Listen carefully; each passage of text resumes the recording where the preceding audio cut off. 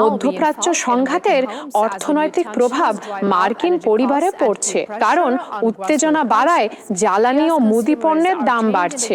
মুদ্রাস্ফীতি ও নিত্যপণ্যের চড়া দামে মার্কিন ভোক্তারা কেনাকাটায় বদল আনছেন। অর্থনীতিবিদদের মতে, মধ্যপ্রাচ্যে অস্থিরতায় তেলের দাম বাড়ায় নতুন করে মুদ্রাস্ফীতির চাপ তৈরি হয়েছে। সরবরাহ সংকটের ভয়ে ইউএসডিএ বলছে এবছর মোদি পণ্যের দাম 2.7% বাড়বে, যা মুদ্রাস্ফীতি কমলেও গত কয়েক বছরের উচ্চ খাদ্যদামের ধারা বজায় রাখবে। বাড়তি দাম লাখ লাখ আমেরিকানকে তাদের কেনাকাটার অভ্যাস নতুন করে ভাবতে বাধ্য করছে।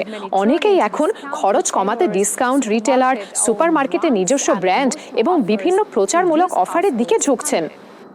শিল্প বিশ্লেষকরা বলছেন ভোক্তারা এখন সামগ্রিকভাবে কম মুদি পণ্য কিনছেন, আর এদিকে ওয়ালমার্ট, কস্টকো ও আলডির মতো খুচরা বিক্রেতারা বাজারে আরও বেশি শেয়ার পাচ্ছে, কারণ ক্রেতারা কম দামের পণ্য খুঁজছেন।